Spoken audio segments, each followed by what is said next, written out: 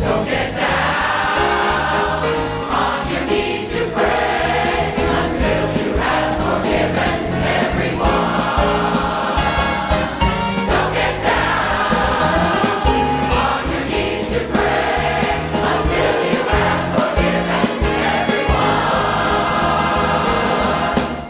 Have you forgiven the sinner who kept you from being a winner? And the one who stole your bulging purse? Have you lost the rancor in your heart for that hanky-panker? Or for her, is there still a little curse, or worse? Life is much too short to waste on negative thought for the one you think might harm you next. Don't dream of him with shakes. Forget mistakes he makes, and throw away that nasty little hex. Don't get down on your knees to pray until you have forgiven everyone. Don't get down on your knees to pray until you have forgiven everyone.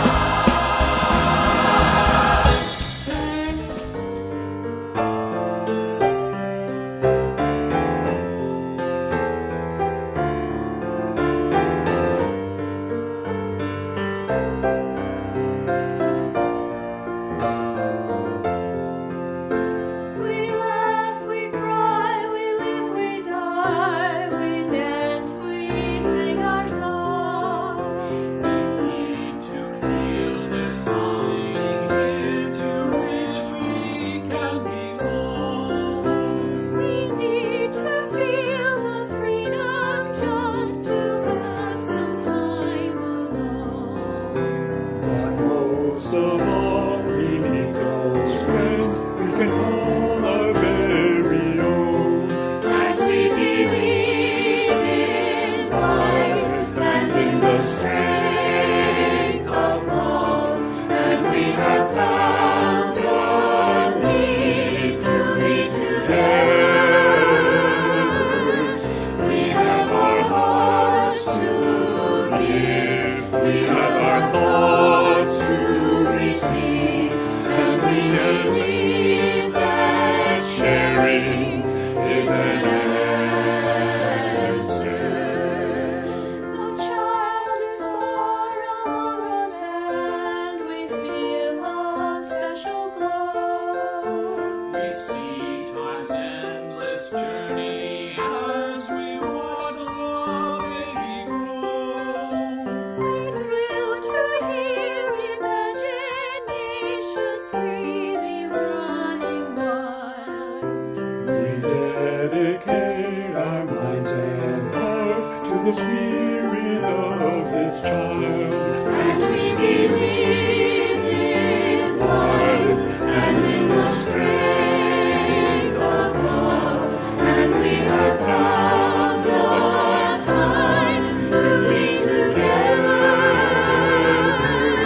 And with the grace of age, we share the wonder of youth. And we believe that growing is an answer. Our lives are full of wonder and our time is very brief. The death of one among us fills us all with pain and grief. But as we live, so shall we die, and when our lives are done, The memories we share with friends, they will linger on and on. And we believe in life and in the strength of love. And we have found a place to be together. We have the right to grow. We have the gift to believe that is within.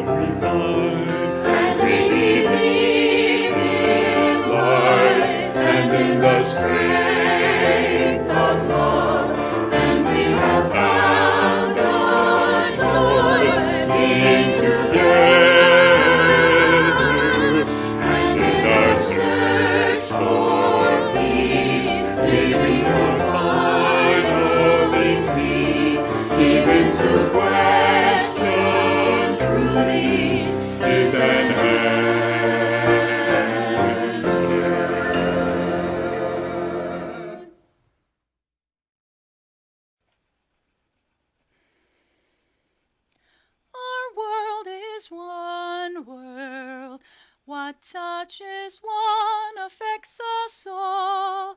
The seas that wash us round about, the clouds that cover us, the rains that fall.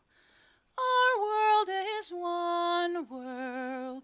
The thoughts we think affect us all.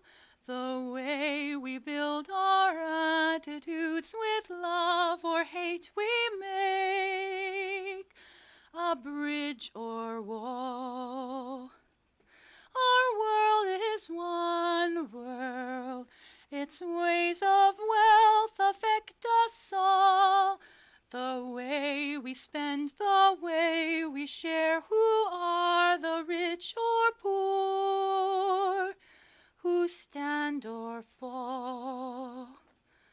Our world is one world, just like a ship that bears us all, where fear and greed make many holes, but where our hearts can hear a different call.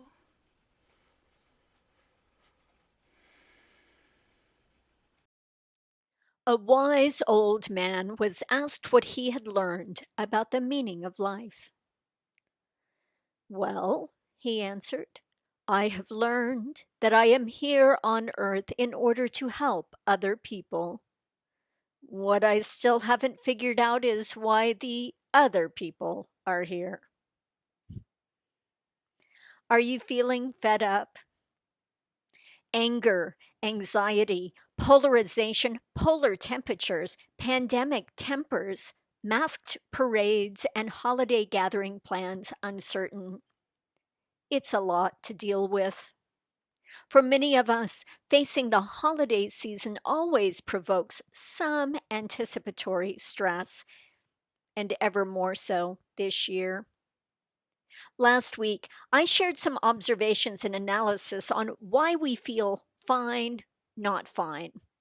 And today I will share some wise advice for good living from two very different sources. My hope is that we each take from this day something worthy of our attention and consideration, and I encourage you to share what you find most useful, surprising, or supportive during our coffee hour after today's service or on our community Facebook pages. So come, let us explore together.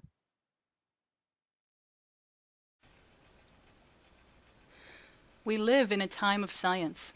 We try very hard to understand the world around us and think that by doing so, we can solve the miracle at the root of our existence. As humanity reaches out for the farthest stars, should we not reach out as well for something very near and still in our life, often farther than the farthest speck on the firmament, to the heart of our fellow human beings? The flame we are lighting now shall be a beacon in the darkness that separates us. It shall not only help us in uniting Unitarian Universalists around the world, but strengthen the treasured, miraculous bond between all people that exists since the beginning of time.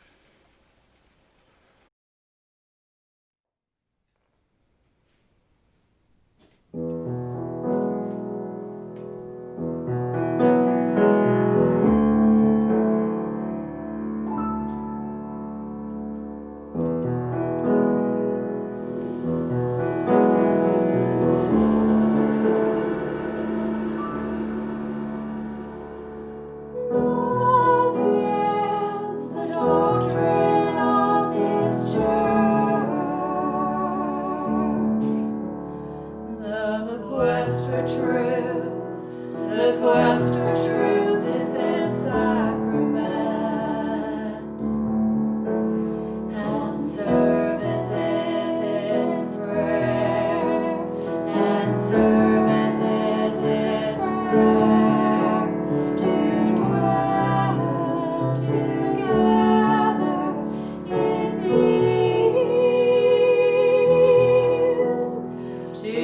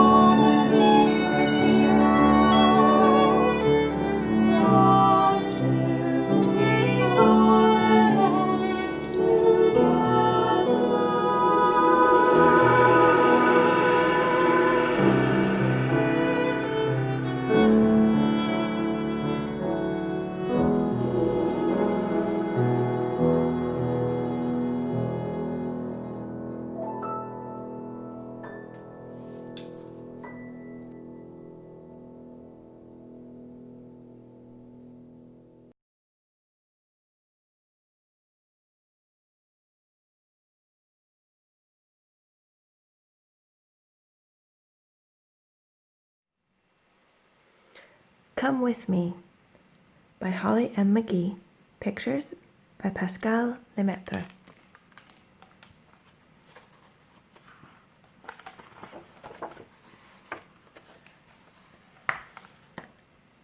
All over the world, the news told and retold of anger and hatred, people against people, and the little girl was frightened by everything she heard and saw and felt. She asked her papa if there was something she could do to make the world a better place. Her papa said, "Come with me."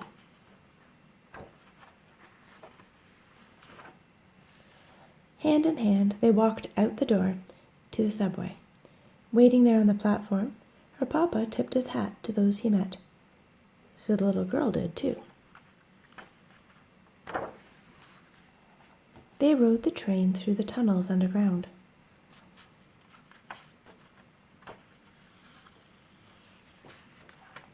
The girl and her papa were brave and kind, and that day they won a tiny battle over fear for themselves and for the people of the world. The news kept telling of anger and hatred, and the little girl asked her mama what she could do to make the world a better place. Her mama said, "Come with me."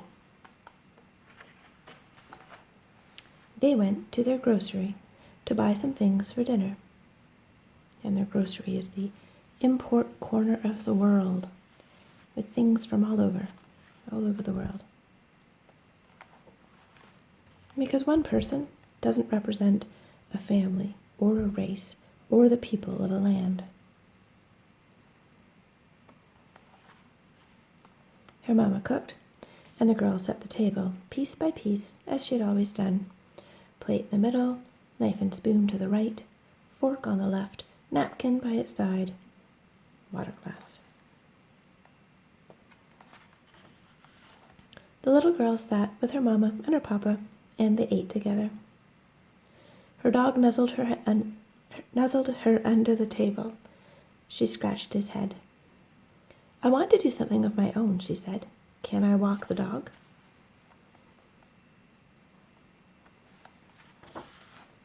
Her parents looked at each other, and they looked at their child. They let her go and sent a message to the world. They would not live in fear. And when the little girl opened the door, the boy across the hall opened his door too. "Where are you going?" he asked. The little girl said, "Come with me, because two people together are stronger than one." The girl, the boy, and the dog were happy to be out.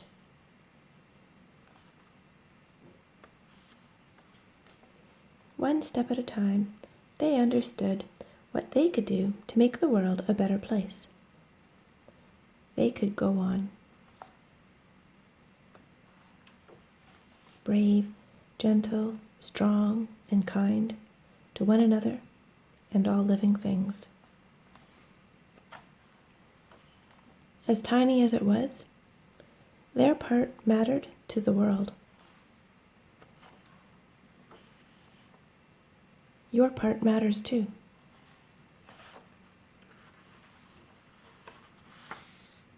Come with me.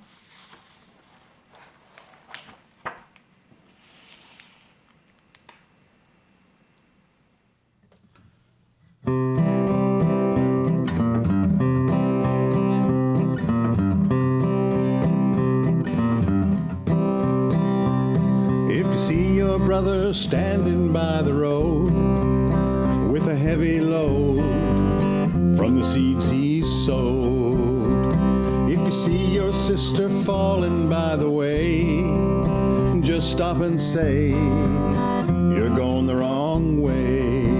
You've got to try a little kindness, show a little kindness, shine your light for everyone to see. And if you try a little kindness, then you'll overlook the blindness of the narrow-minded people on the narrow-minded streets.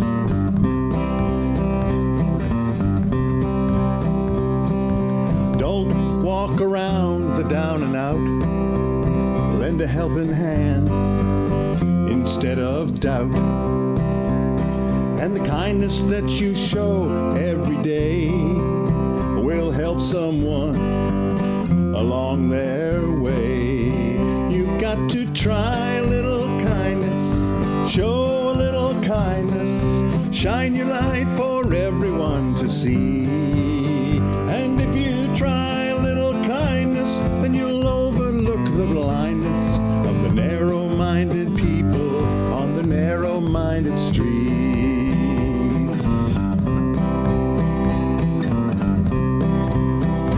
Got to try a little kindness, show a little kindness, shine your light for everyone to see. And if you try a little kindness, then you'll overlook the blindness of the narrow-minded people on the narrow-minded streets.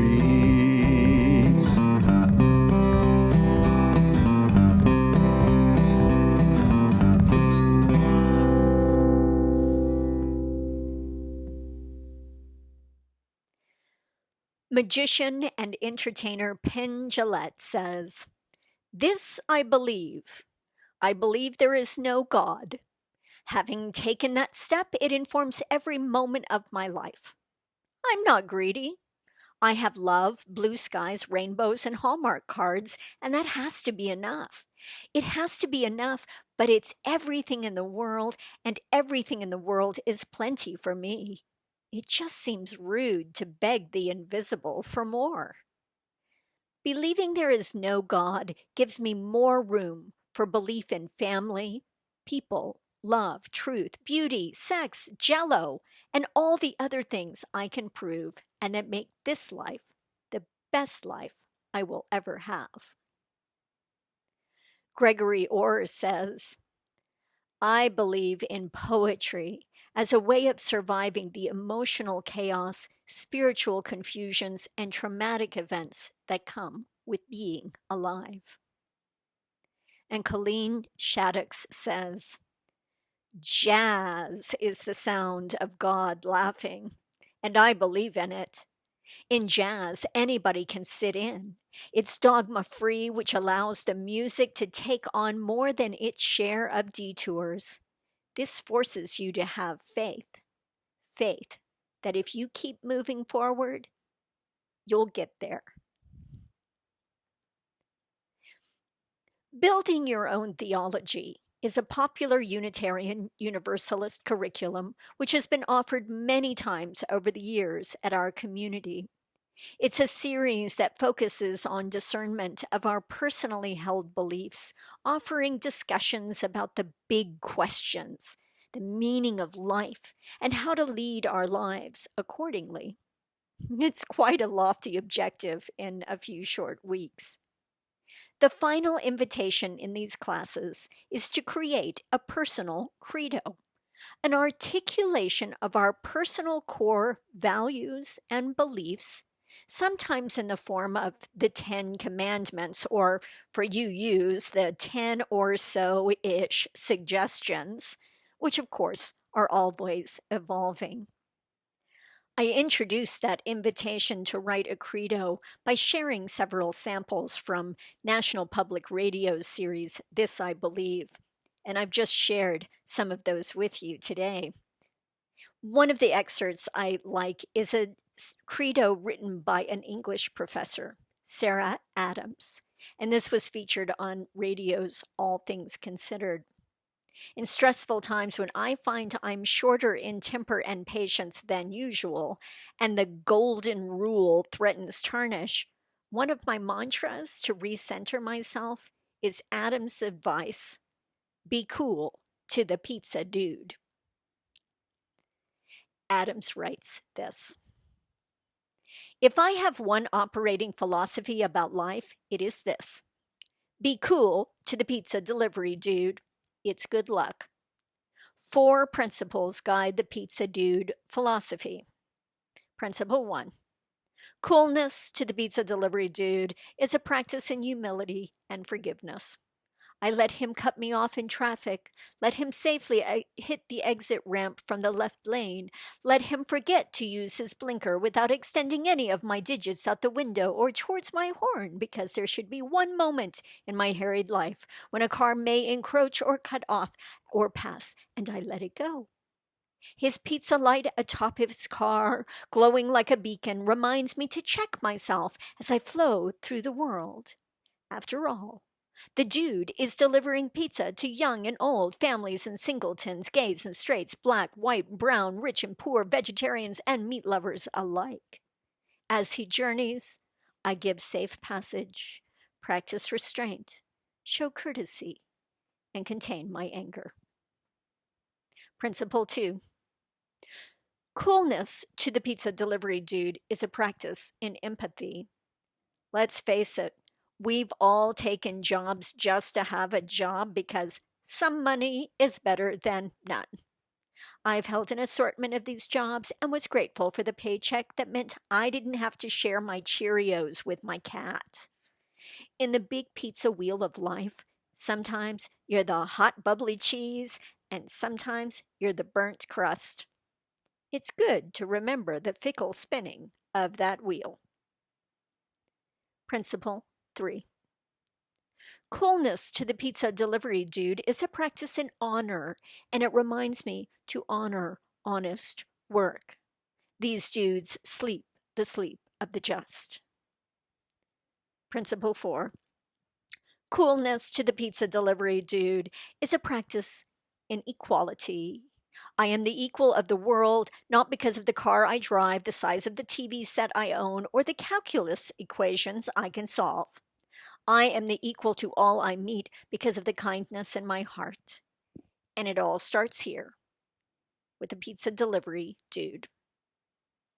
Tip him well, friends and neighbors, for that which you bestow freely and willingly will bring you all the happy luck that a grateful universe knows how to return.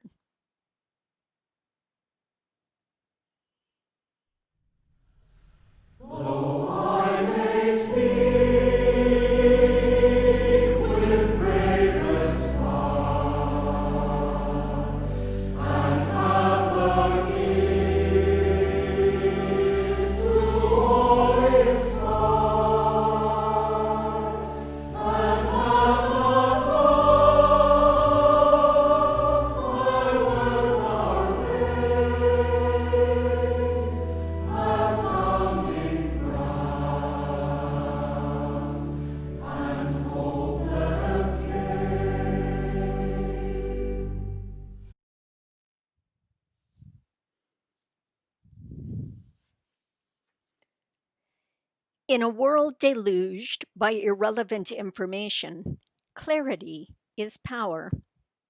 In theory, anybody can join the debate about the future of humanity, but it is so hard to maintain a clear vision. We might not even notice that a debate is going on or what the key questions are. Most of us can't afford the luxury of investigating because we have more pressing things to do. We have to go to work, take care of the kids, or look after elderly parents. Unfortunately, history does not give discounts. If the future of humanity is decided in your absence because you are too busy feeding and clothing your kids, you and they will not be exempt from the consequences. This is unfair. But who said history was fair? As a historian, I cannot give people food or clothes, but I can try to offer some clarity, thereby helping to level the global playing field. If this empowers even a handful of additional people to join the debate about the future of our species, I have done my job.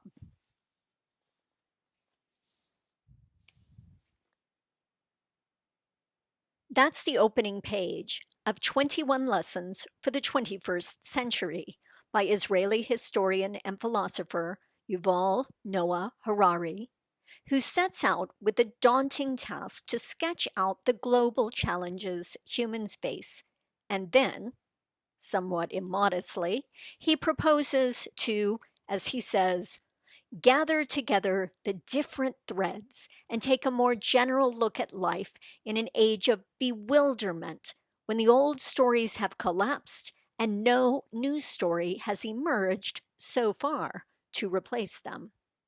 Who are we? What should we do in life? What can we say about the meaning of life today? It's quite a weighty objective for a few hundred pages. Written in 2018, before the pandemic, but within the time of the USA's precipitous slide away from its previous democratic ideals, Harari is poignant and prophetic when he makes this observation. We are still in the nihilist moment of disillusionment and anger, after people have lost faith in the old stories, but before they have embraced a new one. So what next? The first step is to tone down the prophecies of doom and switch from panic mode to bewilderment. Panic is a form of hubris. It comes from the smug feeling that one knows exactly where the world is heading, down. Bewilderment is more humble and therefore more clear-sighted.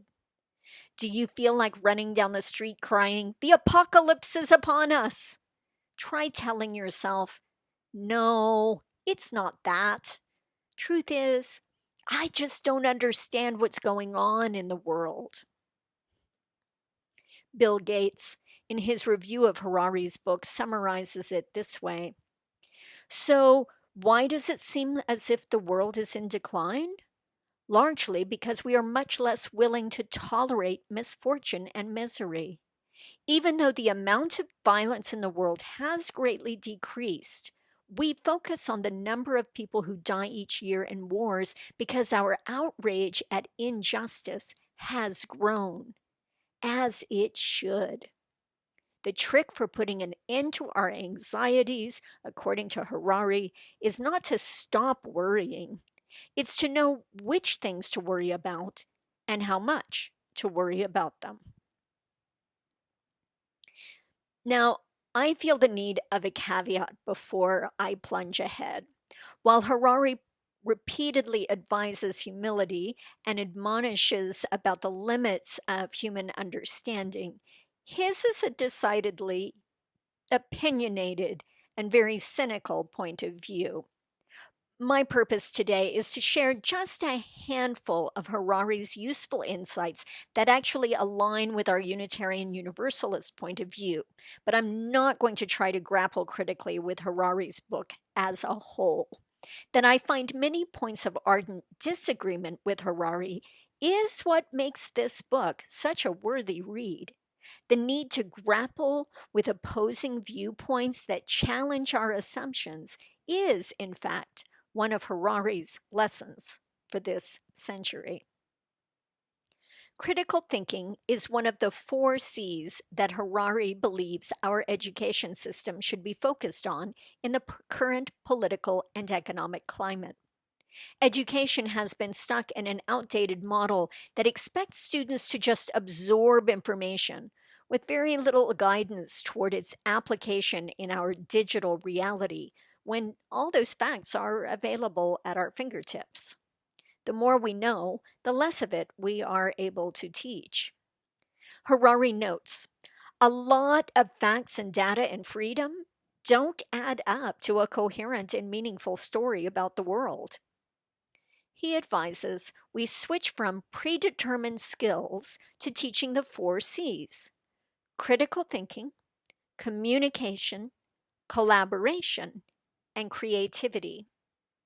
The most important life skills for the next generation, according to Harari, will be the ability to deal with change, learn new things, and preserve your mental balance in unfamiliar situations.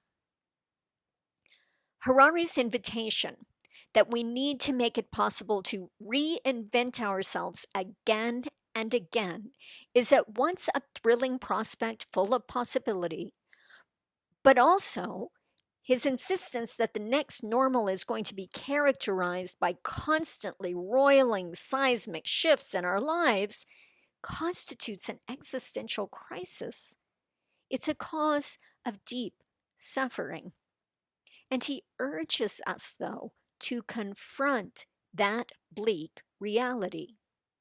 Harari writes, the big questions facing humans isn't what is the meaning of life, but rather, how do we stop suffering?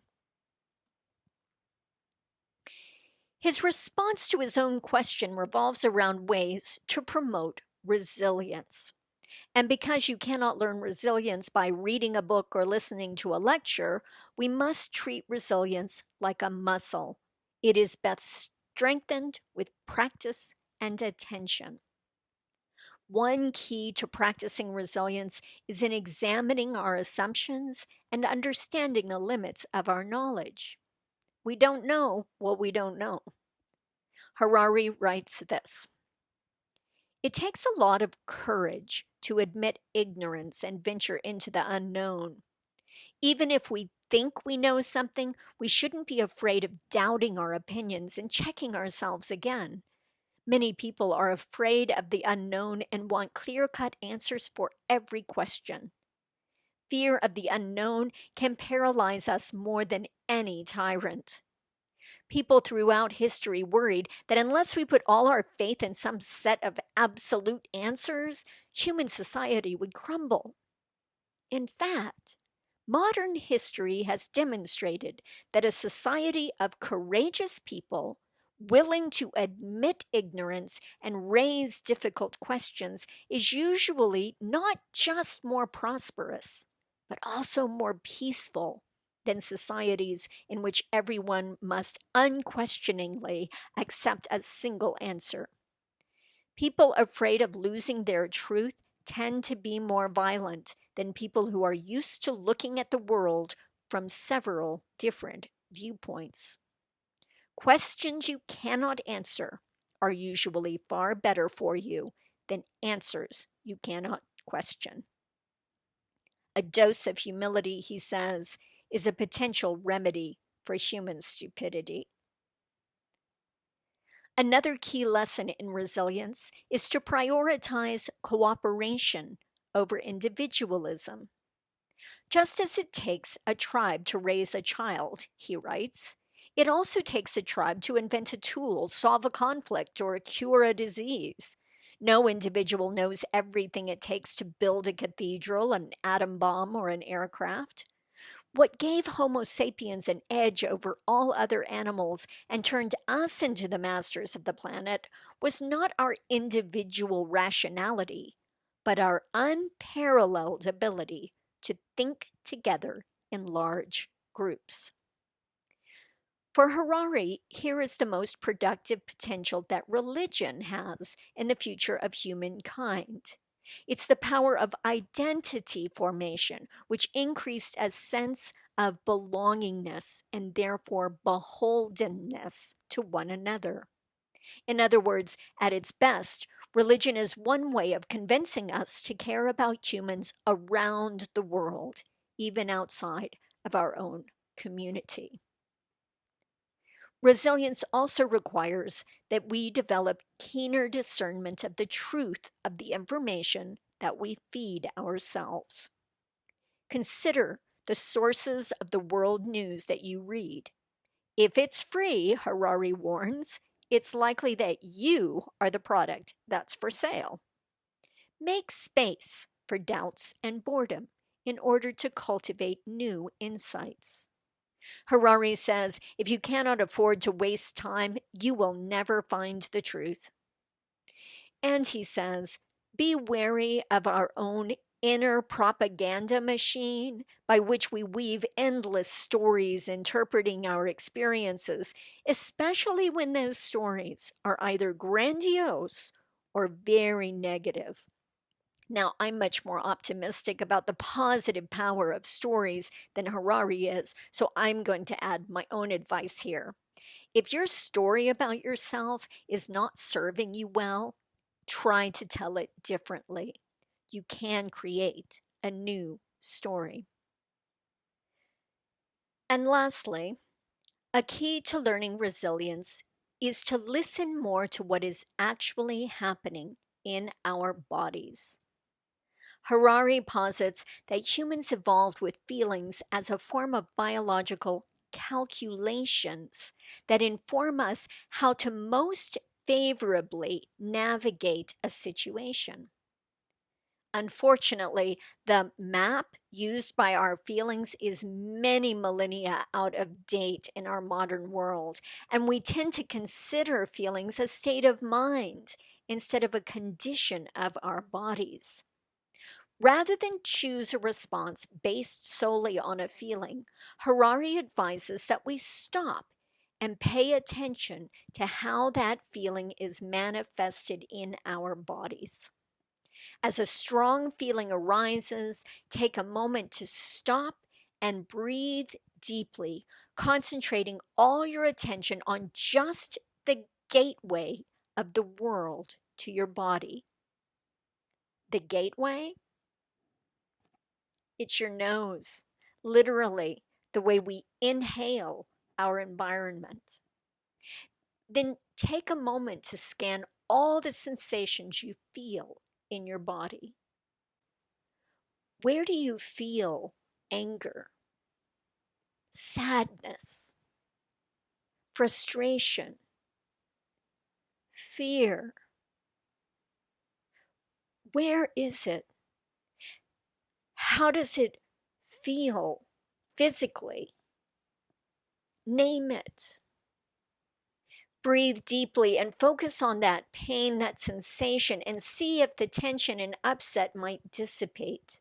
It's similar to that sensation when you clench your fists, clench them hard, and then release, and you feel that goodness and warmth of the release, literal release of tension.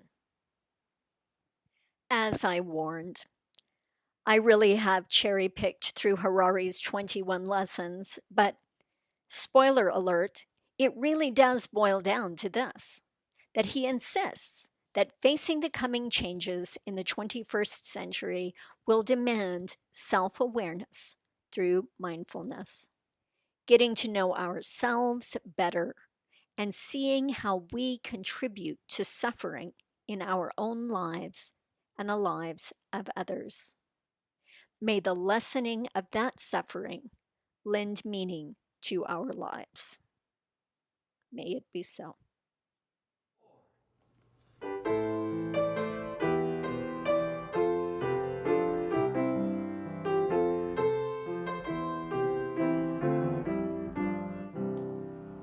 We'll build a land where we bind up the broken.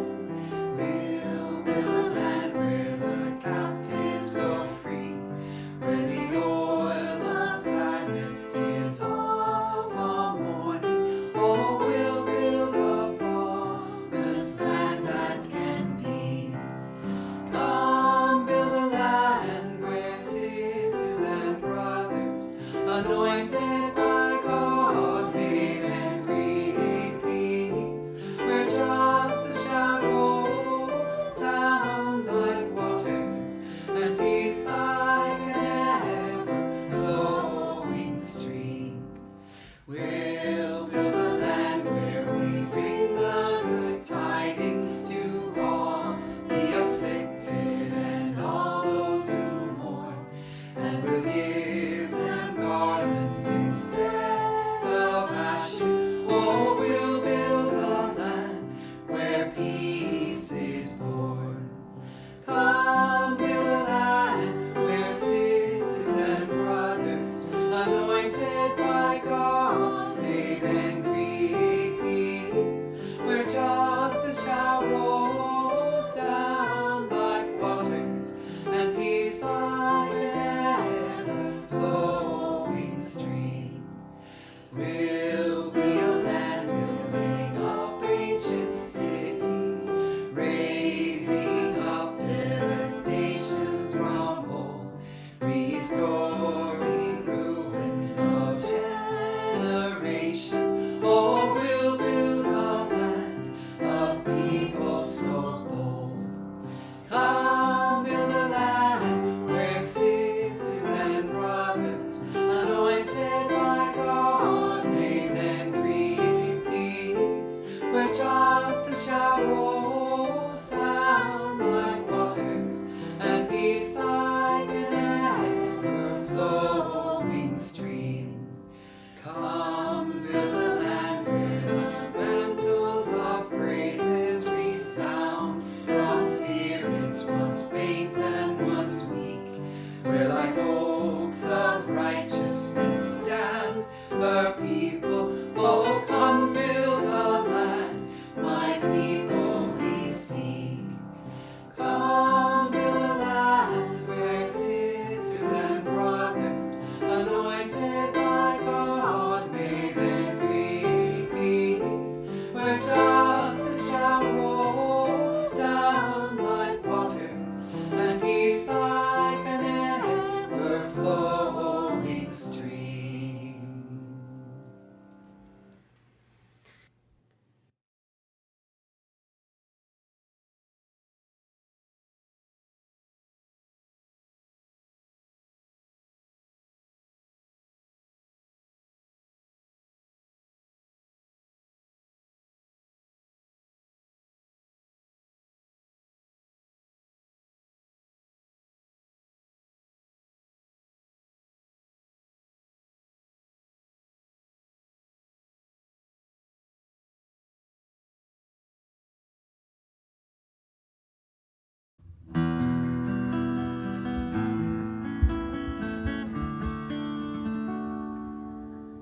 Spirit of life, come unto me. Sing in my heart all the stirrings of compassion. Blow in the wind, rise in the sea, move in the hand, giving life the shape of justice. Roots hold me close, wings set me free. Spirit of light, come to me, come to me.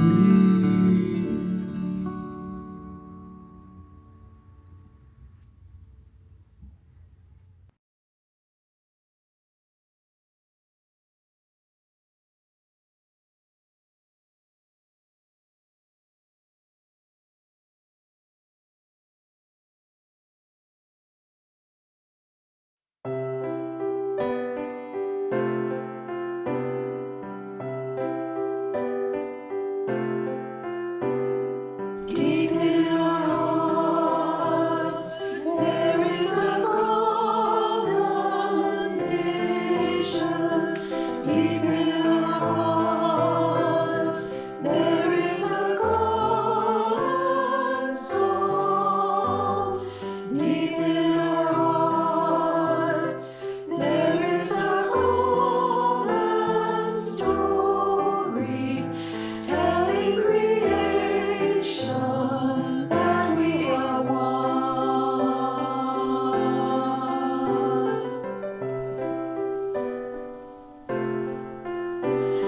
Deep in our hearts, there is a common purpose. Deep in our hearts, there is a common goal. Deep in our hearts, there is a sacred message, justice and peace in harmony.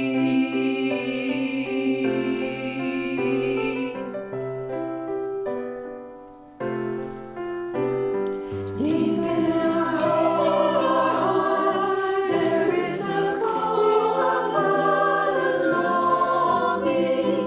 Deep in our hearts, there is a common theme. Deep in our hearts, there is a common current, flowing to freedom like a stream.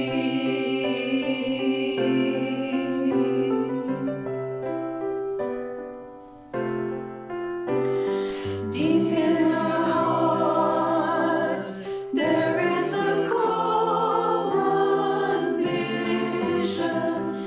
Deep in our hearts, there is a common song. Deep in our hearts, there is a common story, telling creation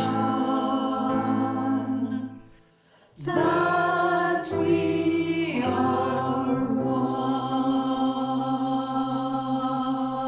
one. Be cool to the pizza dude.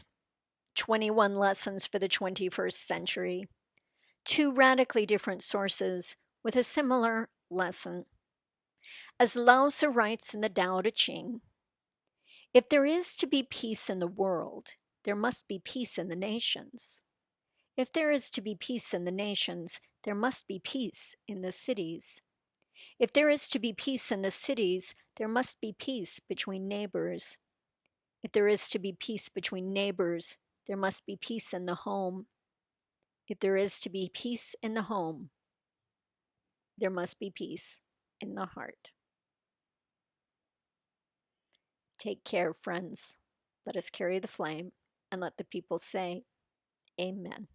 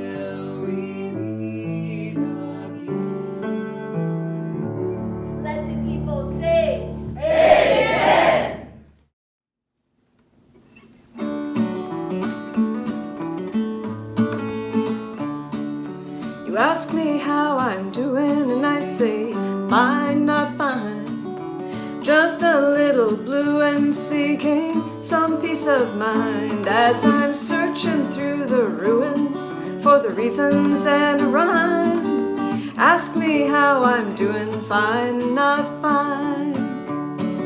Well, how am I this morning? Well, I'm well, not well. Another day of mourning's coming, far as I can tell, with that madman across the border and no safe place to dwell. How am I this morning? Well, not well. Yes, I'm fine, not fine. Okay, I guess, trying to find a way to navigate this blessed mess. Yes, I'm fine, not fine. Considering present circumstances and the state of everything, as I'm looking in the mirror and I look good, not good. Each day it's coming clearer, I've not done all I could to dismantle all the fences that make up this neighborhood. Lately things have not been looking good. Yes, I'm fine, not fine. Getting through, finally realizing just how much there is to do. Yes, I'm fine, not fine. Considering present circumstances and the state of everything. You ask me how I'm feeling, and I say, fine, not fine. The hurting and the healing happen to be intertwined, and my life is more worth living when I hold your hand in mine. So come with me and we'll be fine, not fine. We'll be fine, not fine. Okay, I guess, trying to find a way to navigate this blessed mess. We'll be fine, not fine. Considering present circumstances and the state of everything. Present circumstances and the state of everything.